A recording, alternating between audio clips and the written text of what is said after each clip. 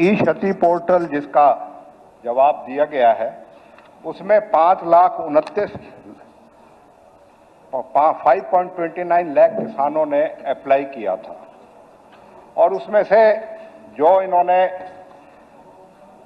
मुआवजा दिया है वो सिर्फ 1,20,380 एकड़ का मुआवजा दिया है। सर, इतनी बड़ी बारिश से आपदा थी, इतना बड़ा नुकसान हुआ, क्या कारण है कि 1,20,000 एकड़ ही का नुकसान इन्हें दिखा? और इसमें सर जो इन्होंने वो करी है, जो 0 से 25% खराबा दिखाया है, वो 2,17,000 एकड़ का दिखा दिया, जिससे कि उसकी कोई मुआवजा नहीं बनता। सर, इतना नायक जी की चिंता है, मैं समझता हूं जायज है, लेकिन कहते हैं ना हाथी के दांत खाने के और दिखाने के और। इन्होंने कहा कि कांग्रेस जो भारतीय जनता पार्टी है कितनी किसान हितैषी है, तो मैं इनको छोटा सा आंकड़ा देना चाहता हूं। 1/4/2025 से लेकर 25/10/2014 तक इन्होंने 1158 करोड़ रुपए का टोटल मुआवजा दिया। जब से भारतीय जनता पार्टी 2014 के बाद सरकार में आई है तो 4771.89 करोड़ रुपए का हमने मुआवजा देने का काम किया, किसानों को कंपनसेशन देने का काम किया। ये हाथी के दांत खाने के और दिखाने के और है। तो बीपीएल कार्ड बने हैं प्रांत के अंदर, ये एक बहुत बड़ा स्कैंडल है। और जहां परिवार पहचान पत्र बना, आपने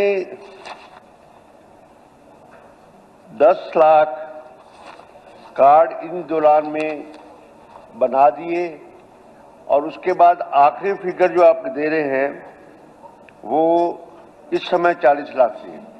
वो कार्ड क्यों बनाए, कितने बनाए और कितने कार्ड काटे, उन कार्डों का बनाने का प्रोसीजर क्या था और उनको कटने, जब वो कटे और जो बने तो क्या प्रोसीजर था, ये बताइए। पक्ष की तरफ से, क्योंकि कई बार पिछले बार भी मैंने पूरा डिटेल के अंदर बात रखी थी पिछले सत्र में, हर सत्र में ये बात लेकर के आ जाते हैं क्योंकि अपनी हाजिरी लगवानी होती है विपक्ष को। हाजिरी है जी, नहीं उनको जवाब देने। मैं जवाब शकुंतला जी, जब मैंने शकुंतला जी जवाब दिया, शकुंतला जी आपका कोई विषय नहीं है, मुख्यमंत्री जी जवाब देखिए। एक बात ध्यान करें, जिस भाषा में पूछा जाएगा उसी भाषा में जवाब आता है, इसलिए नहीं कोई बात नहीं। इसीलिए मैं कह रहा हूं कि उतना ही बोलने जितना जरूरी है, क्योंकि बेवजह से विषय बढ़ता है। ठीक है, आफ्ताब जी आप बैठिए, मुख्यमंत्री जी जवाब दे रहे हैं। ऐसा नहीं होता, ऐसा नहीं होता। बैठिए, अगर कोई बात आई है तो लेट हिम रिप्लाई। नहीं ठीक है, बैठिए, आप बैठिए ऐसे। ठीक है, हर वक्त नहीं होता ये। सीएम साहब आप अपना जवाब। माननीय अध्यक्ष जी, आरोप लगा के स्कैंडल कर आरोप है तो वो जवाब देंगे ना आरोप का। मैं जवाब दूंगा। ठीक है, आप दीजिए। माननीय अध्यक्ष जी, मैंने पिछली बार पूरी डिटेल के अंदर उत्तर दिया था और मैंने बताया था कि इनके समय के अंदर तो क्या हालात थे, गरीब व्यक्ति को सामान भी नहीं मिलता था। जो गरीब व्यक्ति था वो तो देखता रहता था और जो और लोग थे उनको मिल जाता था। हमने सबके लिए माननीय अध्यक्ष जी आकर के कहा कि जो भी अपने आप ये कहे कि मैं गरीबी रेखा से नीचे हूं, अपना फार्म भर के दे दे। और हमने इसके अंदर इनके समय के अंदर 1,20,000 रुपए थी आए, हमने 1,80,000 रुपए कर दी। मैंने पूरी डिटेल में बताया था माननीय अध्यक्ष जी। और उसके कारण से लोगों ने इस बीपीएल के अंदर अप्लाई किया, वो कार्ड बड़े हैं। और मेरी स्टेटमेंट भी है माननीय अध्यक्ष जी, उस टाइम तो चुनाव भी नहीं हो रहा था, चुनाव भी बाद में आचार संहिता लगी, मैंने स्टेटमेंट दिया, इसी हाउस के ऊपर दिया माननीय अध्यक्ष जी, यहीं दिया। मैंने ये कहा कि हम इस चुनाव के बाद उसको वेरीफाई हमारा अधिकारी करेगा और अगर अधिकारी वेरीफाई करेगा जो गलत होगा वो कट जाएगा। ये स्पष्ट रूप से कहा। ये स्कैंडल की बात कहां से आ गई? अपनी हाजिरी लगवाना चाह रहे हैं ये। पहले भी जवाब दिया उसमें। अप्रैल 2022 के अंदर मुख्यमंत्री जी, मैं दोनों स्पीकर साहब के माध्यम से आपसे पूछ रहा हूं, 8,82,417 टोटल कार्ड थे। ये फिगर आपकी सरकार की फिगर है। और सितंबर 2024 में जब चुनाव होने थे ये कार्ड बढ़ के 46,45,310 हो गए। यही तो सवाल है इस बात के लिए, यही तो आपने मुफ्त में राशन बांटा और यही वोट चोरी है। और क्या सबसे बड़ा प्रलोभन है इस बात के लिए? जैसे बिहार में 10,10,000 रुपए दिए गए, उसी का एग्जाम्पल ये है इस बात के लिए।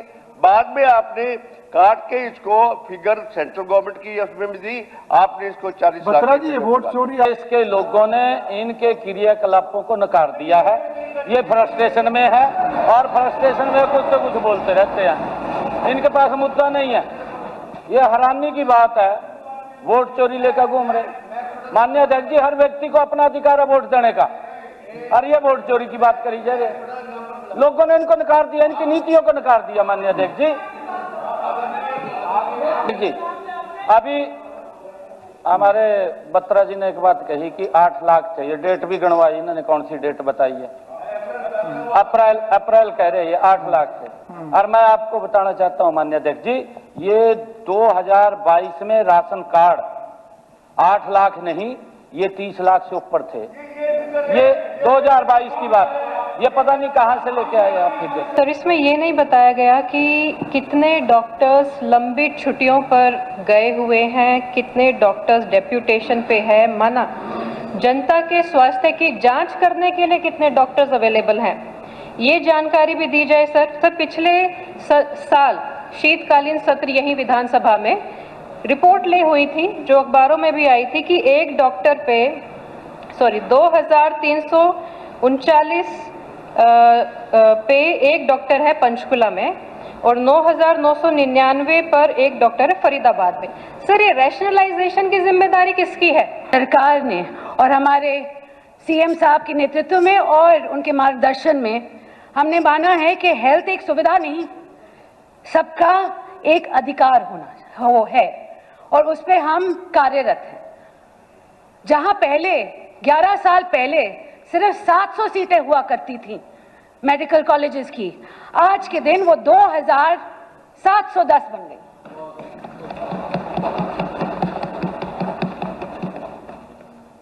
जहां डिस्ट्रिक्ट हॉस्पिटल और सब डिविजनल अस्पताल हुआ करते थे सिर्फ 56, आज के दिन वो 74 बन गए।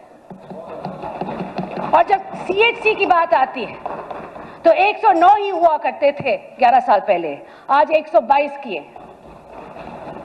और इसके साथ साथ मैं ये भी बताना चाहूंगी, जैसे ही हमारी सरकार बनी तो लोगों के सुविधा के लिए, उनके स्वास्थ्य के लिए हमने डायलिसिस का प्रबंध किया फ्री में। इसके साथ साथ 5 लाख रुपए आयुष्मान भारत के हमारे प्रदेश के लोगों को मिलते हैं। और जहां तक बात आती है सरकारी डॉक्टरों की, उनका प्रश्न था सरकारी डॉक्टरों, ये अब सप्लीमेंट्री डाल रहे हैं सरकारी डॉक्टर। उन्होंने पूछा था डॉक्टरों की कितनी गिनती है पूरे प्रदेश में, मैंने बताई। मगर जब मेरे डॉक्टरों की बात आती है तो मैं आपको स्पष्ट करना चाहती हूं कि अगर वो डेप्यूटेशन पे भी हो तो वो काम पे आएंगे और काम करेंगे और सबकी सुविधा के लिए वो भी तट पे रहेंगे। सप्लीमेंट्री जवाब रखा है कि छूछकवास बाईपास के लिए करीबन 27 एकड़ जमीन की आवश्यकता थी। अध्यक्ष महोदय, ये प्रश्न मैंने शायद बहुत बार लगाया है, लगातार लगाने का मैं प्रयास कर रही हूं और इसका समाधान भी चाहती हूं, क्योंकि किसी भी स्टेट की डेवलपमेंट के लिए या हल्के की डेवलपमेंट के लिए रोड सबसे ज़रूरी है। डेवलपमेंट से पहले safety and security of the जो वहाँ के रेजिडेंशियल हैं, रहने वाले लोग हैं, उनकी अति आवश्यकता है। सर, 1 महीने के एक्सीडेंट और डेथ की है। भाई दूज के दिन एक नर्स कुचलकर वहां मर गई, एक प्रधान के यहाँ हमारे यहाँ पर ट्रक अंदर घुस गया। सर, ये लिस्ट केवल 2 महीने की है। तो सर, मेरा अनुरोध है, एक तो छूछकवास बाईपास का आप कृपया करके इस मामले की सर गंभीरता को समझते हुए जो 10 मीटर का रोड है, माननीय मंत्री जी आपसे अनुरोध है, इसको करीबन आप चाहे डबल कर दें, क्योंकि बहुत ज्यादा हैवी ट्रक ट्रॉला जा रहे हैं, जीवन के लिए ये बहुत जरूरी है ये सड़क। तो मैं आपसे आश्वासन चाहती हूँ। सदस्य ने बताने का काम किया, मैं इनको बताना चाहूँगा कि इसमें छूछकवास बाईपास के लिए हमने 26.98 यानी लगभग 27 एकड़ भूमि की आवश्यकता है, और जिसमें से 21 एकड़ भूमि यानी कि तकरीबन 78% हमने इसमें खरीदी जा चुकी है। बाकी जो सरकार ने 14/1/25 को परियोजना भूमि समेकन अधिनियम 2017 के माध्यम से शेष भूमि के अधिग्रहण की स्वीकृति दे दी है, जिसके लिए प्रक्रिया शुरू कर दी गई है। जल्दी हम इसको बनाने का काम करेंगे। मैंने बड़े सम्मान के साथ सम्मान किया है विपक्ष के नेता का, और ये पहली बार हुआ है, और हुड्डा साहब ने भी उस बात को स्वीकार किया, हमारे विज साहब ने शेर पढ़ा है, वो महान सदन ने पूरे हरियाणा ने सुना है। उस शेर को कांग्रेस के एक बड़े नेता सांसद ने अपने ट्विटर हैंडल के ऊपर लगा करके उसकी खुशी मनाई। भाई खुशी मनानी है तो राहुल गांधी के यहाँ जाकर ढोल बजाओ ना, भी विपक्ष का नेता बना दिया, या सोनिया गांधी के यहाँ बजाओ। भाई उन्होंने जो कहा है आपको उसमें कहा, खुशी मनाने का क्या मतलब है उसमें? नहीं गलत है। एक मिनट तो क्वेश्चन उसके अध्यक्ष ऑफ ऑपोजिशन अध्यक्ष महोदय, उसके साइन आपने स्वीकार कर लिया, मैं ये नहीं कह रहा हूँ भी आपने स्वीकार नहीं किया, आपने उसको स्वीकार कर लिया। हम चर्चा के लिए तैयार, मैं पहले भी कह रहा हूँ हम पूरी चर्चा कराएंगे, परंतु हम ये बात कह रहे हैं कि लीडर ऑफ ऑपोजिशन के साइन नहीं है। अध्यक्ष महोदय, देखिए मेरे को बड़ा अफसोस हुआ ये देख के। कल ये बात हुई थी भाई हम प्रयास करेंगे सदन की गरिमाएं रखें, और दोनों तरफ से बात हुई। मुख्यमंत्री जी ने भी कहा, मैंने भी कहा। नहीं, आज जिस विस्तार से भाषण हो रहे हैं, बीइंग क्वेश्चन, आज जिनका कोई मतलब नहीं, इनका हमारी पार्टी में कोई मतलब नहीं, लेना नहीं देना नहीं, मैं क्या कहने लग जाऊं? मेरे पास तो बहुत सी बारी बातें हैं कहने लग जाऊं तो, लेकिन ये हाउस की बातें नहीं है। कहो, बाहर स्पीच में कहेंगे आपको। जब इतना, मैं ये नहीं कहना चाहता कोई ऐसा आप शब्द देंगे, लेकिन जो भी इस गद्दी पे बैठा हो, इस स्थिति में बैठा हो, उसको ज्ञान तो होना चाहिए कि भी क्या कानून है, कि अविश्वास प्रस्ताव पे क्या होना चाहिए, कैसे आ सकता है ऐसे।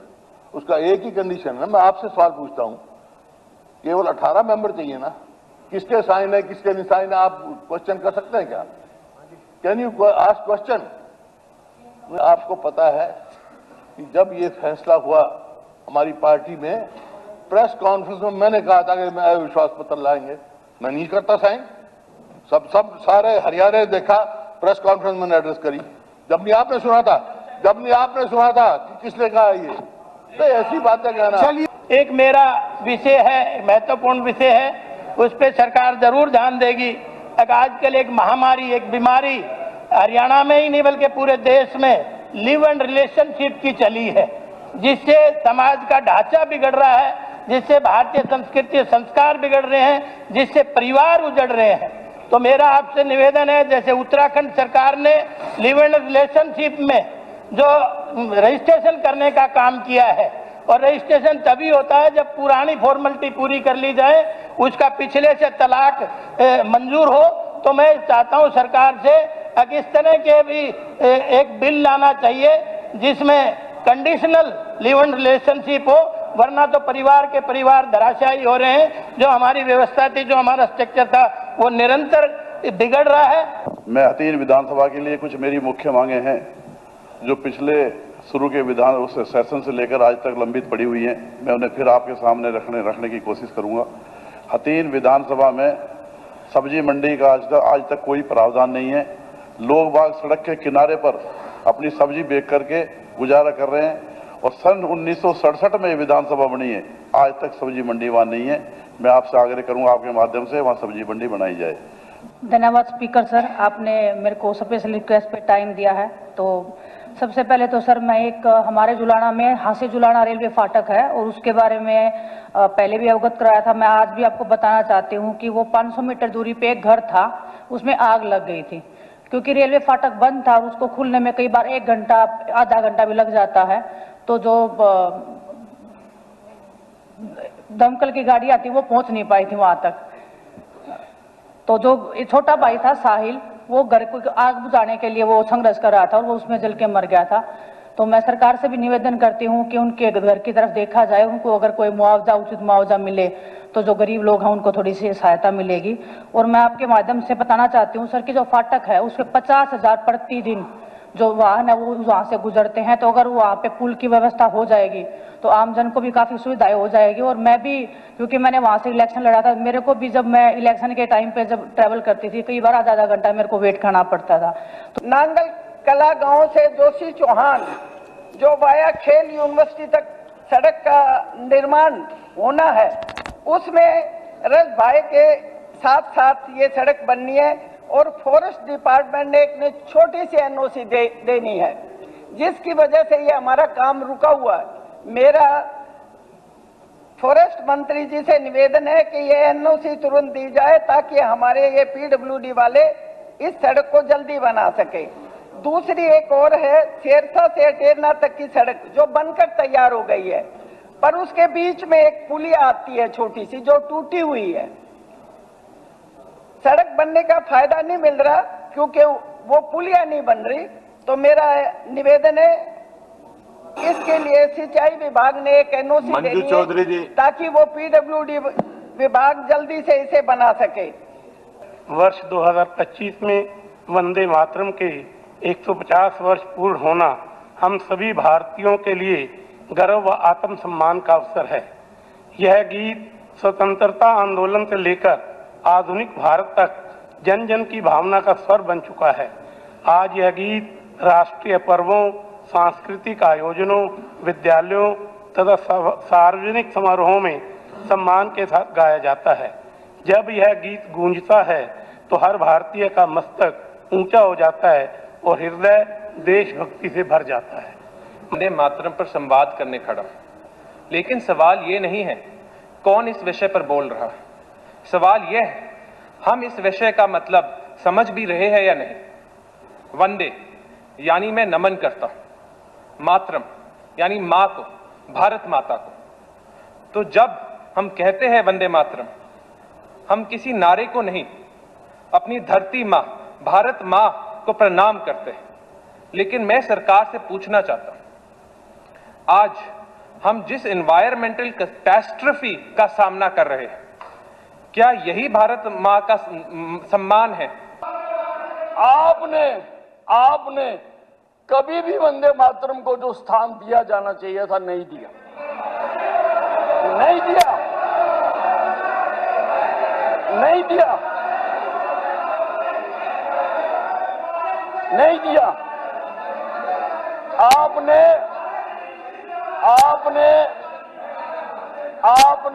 वंदे मातरम के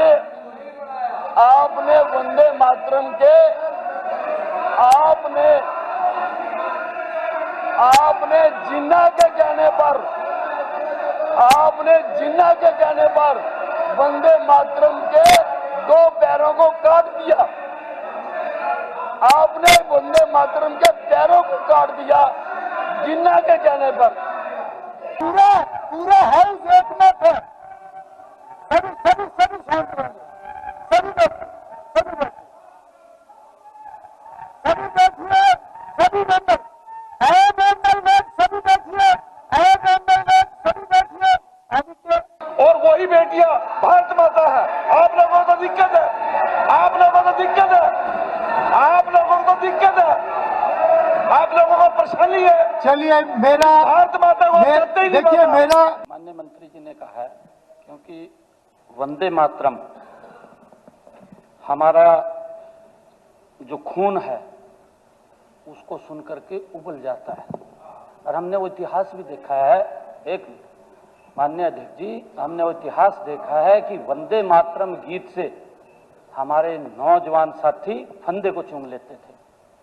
चूमा है ये जन जन का एक मिनट, जो आदित्य जी ने अपनी प्रेजेंटेशन दे रहे हैं, देखिए हमारे विपक्ष के नेता हैं, अब विपक्ष के नेता वंदे मातरम कहा है, बहुत अच्छी बात है, परंतु उसको भी कहे भी इसके साथ मत जोड़िए। आप यही तो कह रहे हैं, यही कह रहे हैं, अभी उसके साथ मत जोड़िए।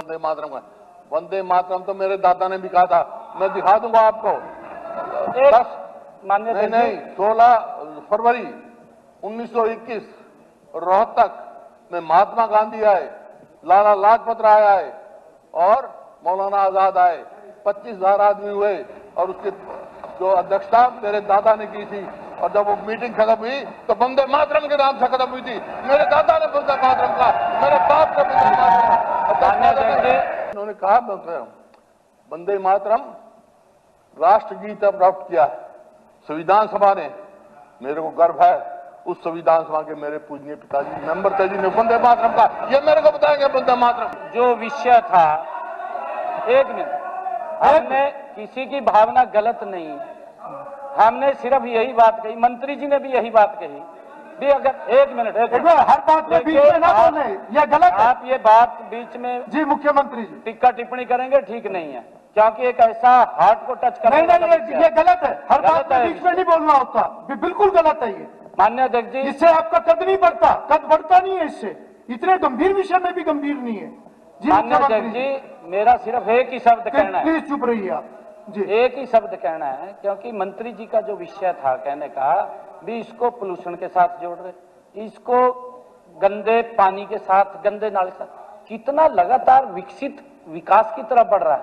परंतु अगर आपके समय की बात करें, वंदे मातरम तो ये हमारे पूर्वजों ने कहा, आपने कहा कि हमारी पीढ़ियां हैं माननीय हुड्डा साहब, परंतु अगर ये बात कही जाए कि वंदे मातरम का अपमान ये है कि बेटी बचाओ बेटी पढ़ाओ हरियाणा सबसे नीचे था, तो फिर क्या उसके साथ अगर जोड़ करके बात करेंगे? आपका समय था। ये बात गलत है।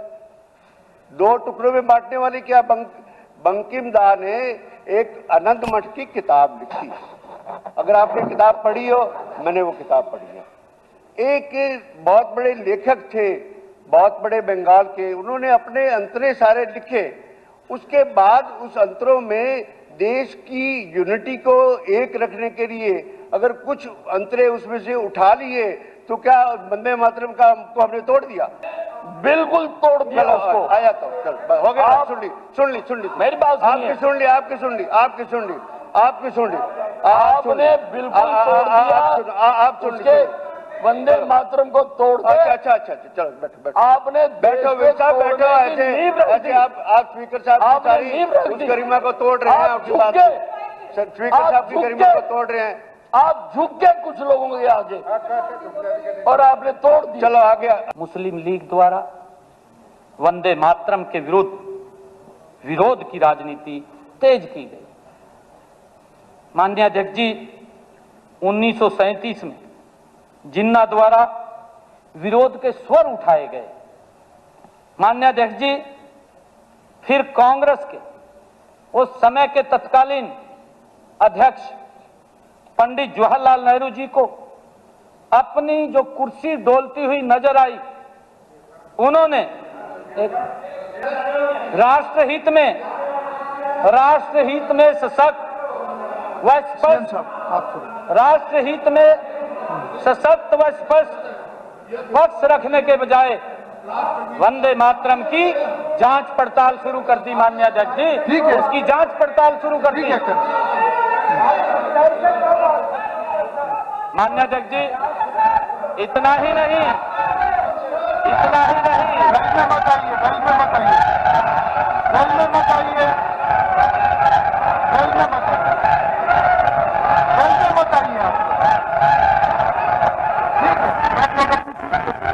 इतिहास की लिखी हुई बातें हैं जो मैं आज महान सदन के सामने, हरियाणा के सामने मैं रख रहा हूं।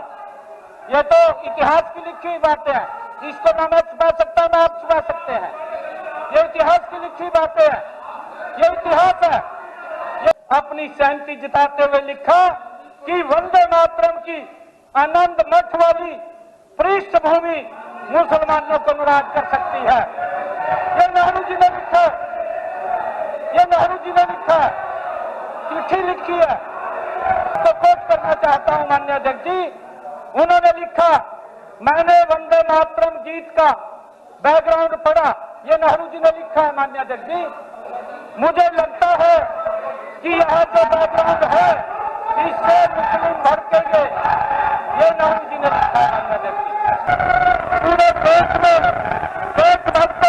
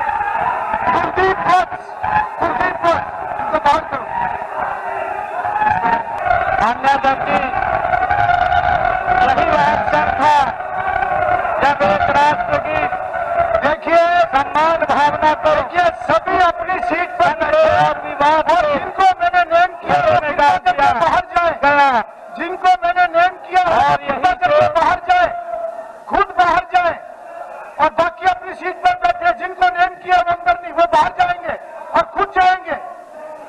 मैं क्लियर बता रहा हूं, वो खुद जाए।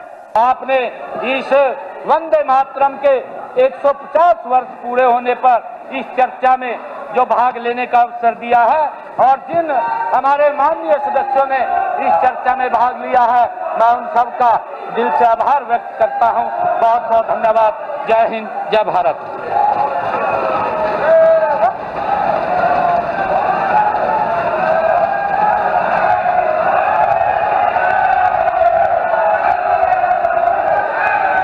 अपमान नहीं करना चाहिए। आप राष्ट्रगीत का थोड़ा सम्मान रखो। उसका जो जिन लोगों ने अडॉप्ट किया है, बनाया है, वो हमारे सम्मानीय थे बहुत। लेकिन स्पीकर साहब मेरे तो एक ही उस बात में थी, अगर उनको बुला लो आप, प्लीज हमारे को जान दो। आपने कुछ माननीय सदस्य सदन के नेम किए हैं, मेरा आग्रह है उनको वापस बुला लिया जाए। और क्योंकि चर्चा के अंदर एक बार आपकी तरफ से कुछ इंस्ट्रक्शन जारी आप बोलें कि क्योंकि इसके ऊपर जो चर्चा हुई है वो चर्चा इतिहास की थी और हमारे लिए सबके लिए गर्व की बात है। वंदे मातरम के ऊपर हम चर्चा कर रहे हैं, इस महान सदन को यह अवसर मिला है और 150 वर्ष बाद मिला है। माननीय अध्यक्ष जी, उसके ऊपर कहा भी है कि 150 वर्ष के बाद हमें चर्चा करने का अवसर मिला। इस वंदे मातरम के माध्यम से माननीय अध्यक्ष जी उन महान रणबांकुरों को भी याद करने का अवसर मिला है जिन्होंने हंसते हंसते फंदे को चूमा। चलिए ठीक है, अगर वंदे मातरम ठीक बोलो, राष्ट्रगीत वंदे मातरम बंद हो गया। वंदे मातरम, चलिए वंदे मातरम।